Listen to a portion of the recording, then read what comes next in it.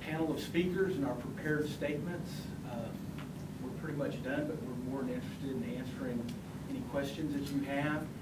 And even though all of us are formal members of the LeVice Collaborative, I want you to know that each and every member of the media, you're considered a partner as well. We're counting on you to get our message out. And we're also counting on members of our community to help us in eradicating problems within our society. So, what were the charges that they faced? The guys that were arrested, what were they specifically arrested for? there's, did we release that? Or? Yes. Okay. Victor Sintes with HPD's Public Information Office is going to make that available, but a summary is right here. Of the 18 charges, or 18 individuals that were arrested, we had several that were arrested for DWI. There were 6 that were related to narcotics violations, and most of those were delivery or sale thereof. Had one person with a firearm that was a felon, and we had 2 liquor violations and a sale to a minor. There was 1 charge for prostitution, and there's a couple of ongoing investigations that we're not going to release any details about at this time. Any employees? No, not at this time. You just had the one instance of sale to a minor. That wasn't a large part or significant part of anything you ran into?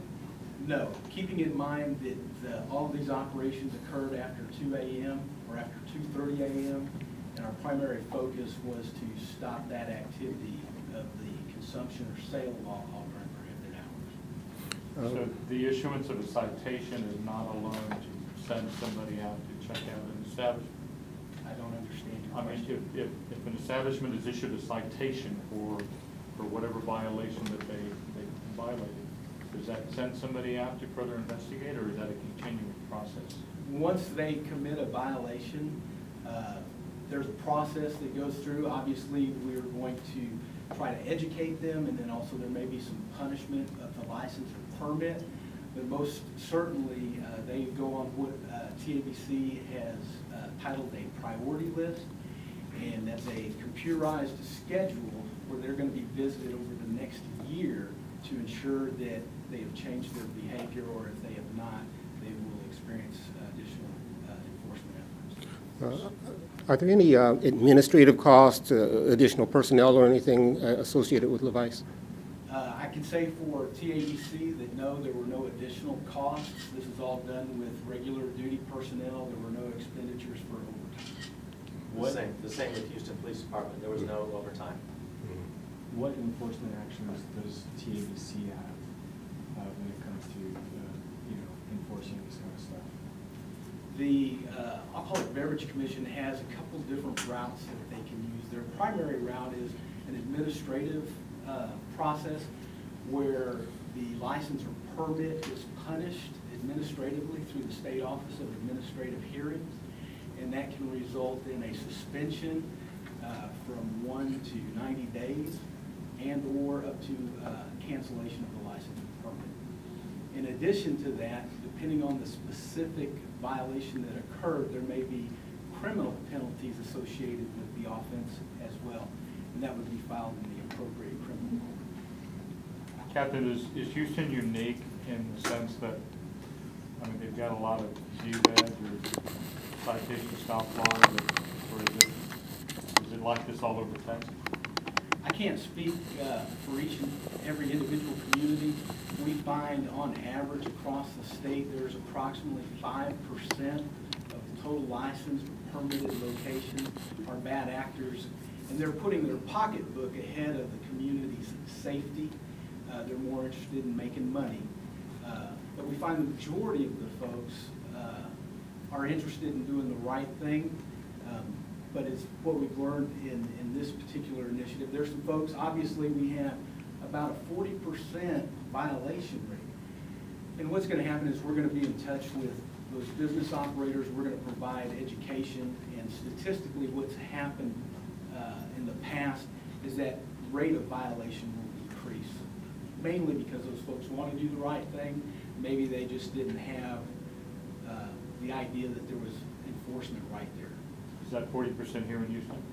That 40% is unique to this initiative. But also, I think it's worth pointing out, most of the locations that we checked out were provided to us by TABC, and they were locations that had historically had problems with alcohol, liquor laws. So and I don't know what the answer would be if we were to take a random sample of the bars in Houston, including those that don't have problems in the past. I'm pretty sure that 40% non-compliance rate would be much lower. So what sends authorities to a location? Complaints, loud noise, people coming out drunk, or? Many different things, but our most primary indicator that we use is complaints from the citizens. We would also perhaps receive complaints from other law enforcement agencies about calls for service that are excessive for a particular location. And occasionally, when we're out doing regulatory inspections, we would also find a problematic location.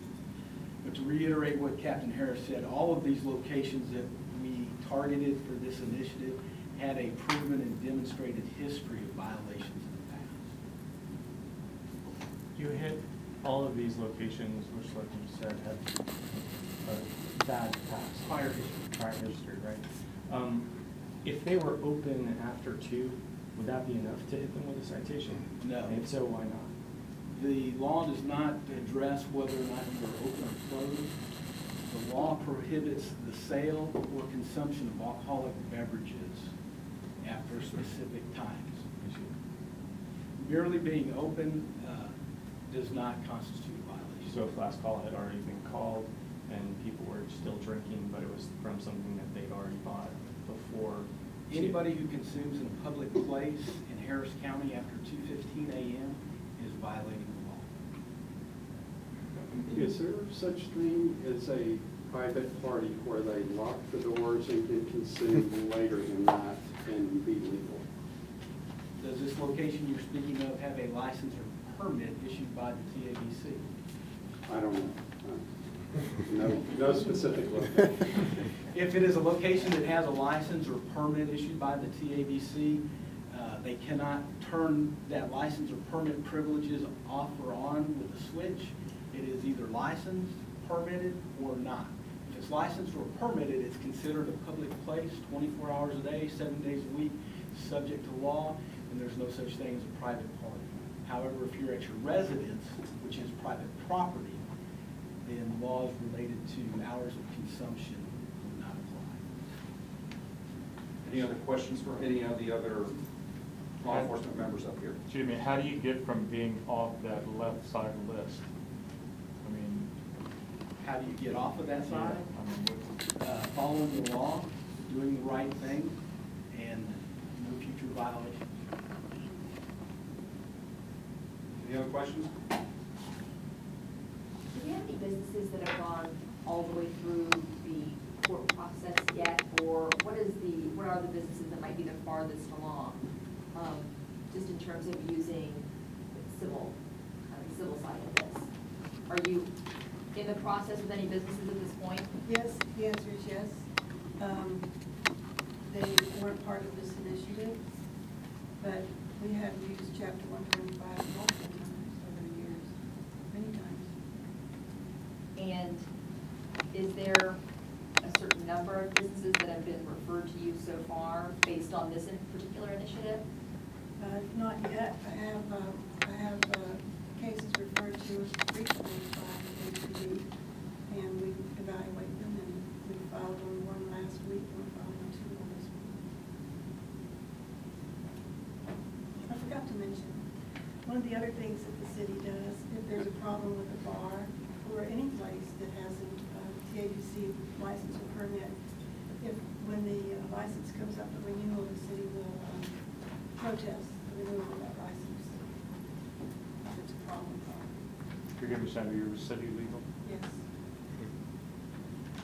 Any other questions? All right, thank you.